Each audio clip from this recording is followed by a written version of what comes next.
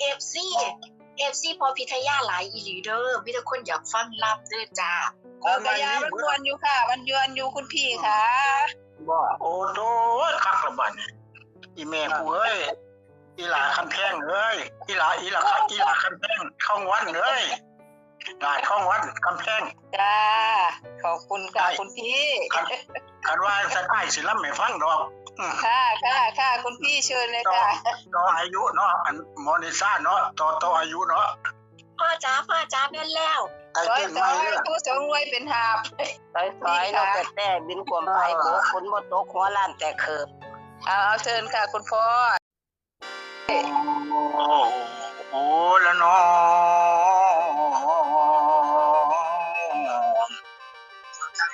แก้มอ้วนสวนแก้มสาวนางอ้วนสวนสวนกล้วยธนีหวานแม่นอยากกินท่านหยังเจ้ากะจังผู้งามพอปานแต้มกูจันโทกูนาคมโนกัจจปูคูตโมสีอริยมิตโยอันนี้เขาว่าแล้วพิทยากะบ่ว่าบัดสิว่าผัดว่ากูจันทังกูนั่งคมนังกัจจปังคูตมังสีอริยเมตยังล้วนตนอผู้ทั้งจงมาปกมาบังจงมากังมาเหลื่อมยำล่ำไว้กูละว่านี้พระคุณเอ๋ยฟังเด้อท่านสาราการน้อยใหญ่พร้อมทั้งเทพปัตตอนไทยพระคุณท่านผู้เจริญผมได้มาวันนี้เป็นวันดีมงคลเลิกเปิดโอกาสให้แล้วพระคุณท่านจงคอยฟังเป็นความหวังของข้าพิทยาได้มาลำเอวซุ่มพี่น้องย้ายเอวอย่าปากเสียงดังผมสิลำให้ฟังก่อนลำแบบไม่ผมนี่ละคิดไงอยากเป็นนักขายพร้อมอัพไลน์ดาวไลน์มาเรียนเพียนตลาด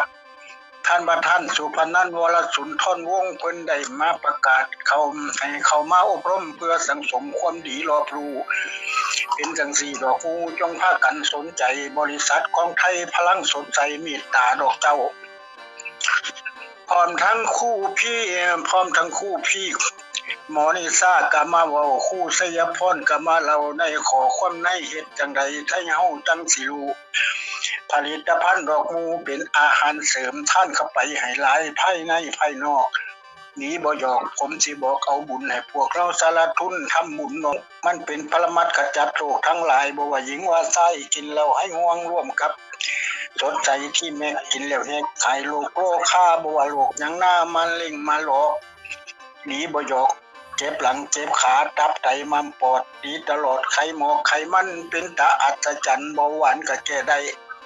โลกเรานี่เป็นกันใหญ่ในโรงพยาบาลถึงวันจันทร์วันค้านวันพุธคนก็ไหลลุดไปตรวจน้ำหมอกินเข้าไปพ่อแผลไตกำเริบยาเคมีนะฮะว่าเป็นยารักษาผมจะพันนาบอกมาให้รู้เป็นจังสี่ดอกมูในโลกสงสารองค์พระศาสดาจารย์เป็นประธานโอวาทอย่าพากันประมาทเพราะทุกวันนี้หากเกิดโรคหลายสายพันธุ์คนที่อยู่น้ำกันให้ระวังไว้แน่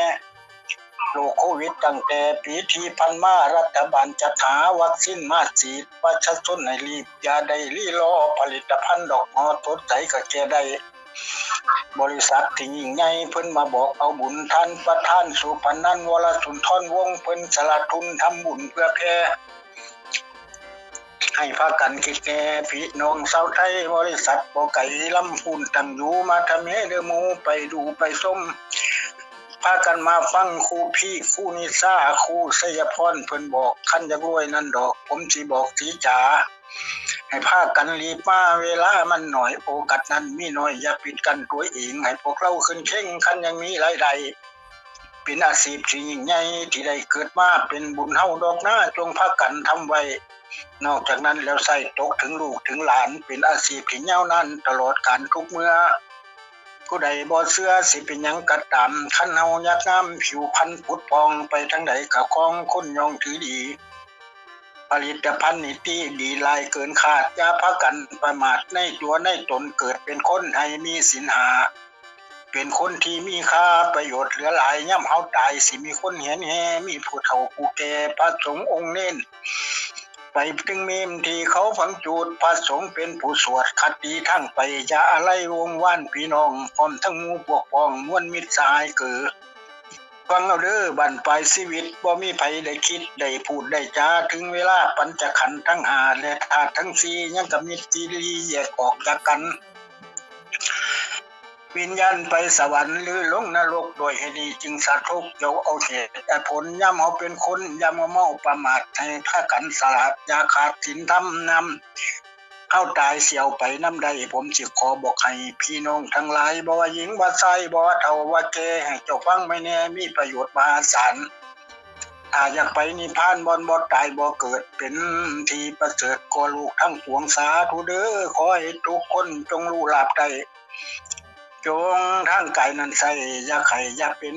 มีแต่ความสุขเย็นอายุวันนาสุขภาลามุนีเก่ากันเก่าหุนหลังฟังให้ดีเด้อคนเรื่องภาษีอ่านเจ้าก่อนเจ้าตุนใหญ่ลงมาโลกดำกรรมของพระบาทเท่าเดิมเข้าแห่งมีการเก่าที่เข้าที่เดิมดาในสัญญาผูกเว้นก็เข็นกันไว้กับพระสัตถะไทยคู่ดุมปังกรกำนันมาเล่นย้อนห่มทนตดตามเข้าพระคู่ดุมบัดนำมั่งแม่กระแสสินอินทวันภูมิคีรีแผ่นผู้วันสันตักคีรีขันประจอมท่านลงอาบก็สงเย็นแล้วพักเศร้ากับพระอนุนแจมเจ้าอุปถากอยู่ริมทางพระจึงเอาปืนแพทย์จากริมนาที่น้ำย้ำนั้นลิงเก่าจังลิงกังเจ้าพาเมียแม่ลูกขี่ใส่ผาตามพระองค์เจ้าสูซึ่งเหลือโยนซ้ายเดียวแท่ลิงกังขี่ใจเปื่อนเปื้อไปตลอดพาลาเอาเล้าหมิ่นหน่อยจึงเห็นเขาแจงลูกย่างมาจับอยู่จับหัวลิงบักเขาเว้ายาทำพระคิดเห็นตลอดกรรมการแห่งอนาคตรัศมีปรากฏแก่พระองค์มีซาพระอนุนผู้ค่อยทานรักษาการเผาทุกก็เลยคิดหูเห็นแล้วแปลกใจจึงเขาแทบใจทูลบัดหน้าถูคอยองค์พุทธูลำมาญาติก่อนแก่มันจะเป็นสังแค่พระองค์แปลบอกแม่พระองค์เลยเราแก่แปลเรื่องเรามาในข้างหน้าทำนายว่าห้ามคืนแปลอนุนเลยแต่เป็นคำสอนแห่งเฮานี่สิมีไพ่มาตรองว่ามองว่าสากลคือดังตัวว่านอนมันมาขี่สถาพาให้มุนมองส่วนนกย่างมาจับจองดูหัวลิงก็คือองค์พระศรีอานสิลวงลงมาคำมาทำไมใจบุญหนุนทรงคนผู้หลงเสกับระลึกได้ใจตั้งต่อบุญออกเครื่องศาสนาพุทธเฮาสิลวงลงมาองค์พระพุทธเลือกเป็นเว้าสัวนุนฟังกันหลังเป็นมาจงฟังเนื้อละสร้างกันมาเข้ากี่มุนีอดีตศาสตร์ขาดคำศักดิ์สื่อแท้แว่เรียวเสียวสหายแต่ก่อนเฮานี่เป็นผู้ไล่ลักลอบสายคือฟังเอาเดือนนแต่ดนนั่นแล้วเฮานี่เป็นสายแก้วพระเสียรกันก้อนก็สิเกิดเดือดร้อนลงใต้มนุษย์คนเริ่มแรกตนพากันเสียงดอกอุบลอธิษฐานสองคนทำขันสานของไปบานเบยเยี่ยมแนมรวยมั่นทีของไปมีเกิดการบานเยี่ยมก้อนกันคอยจึงให้ผู้นั้นลงก่อนตัวละงานลงมาทั้งสงสารโปรดคนไพ่ผีพอดีอธิษฐานแล้วใบบัวของการกีบเข้าก็รีบฟังเฝ้าไปแค่ก้อนสายเห็นดอกไอของเสี้ยวภาษีอ่านกำลังบานใบไก่กีบประกายหอมเฮาเลยใบเอาใดจับมาปัดเปลี่ยนลักรอบใดไปแค่ก้อนคือก็แต่สีอ่านเจ้าไปดิวก็เห็นตั้งก็เลยเกิดสาหลังในเนื้อสังใจเสี้ยวนี่รับดอกไม้ไปก้อนว่าท่านเห็นมาสังเป็นแทนนอเฮ้ยตัวบ่ท่านเยี่ยมพอดีแถมไปว่าน้ำคือไอเสียวตัวสังเกตจบเลี้ยวเฮาแท้ท่านคือดังนั้นตัวท่านสิลงไปในทรงผู้ก่อนเฮาจริงแท้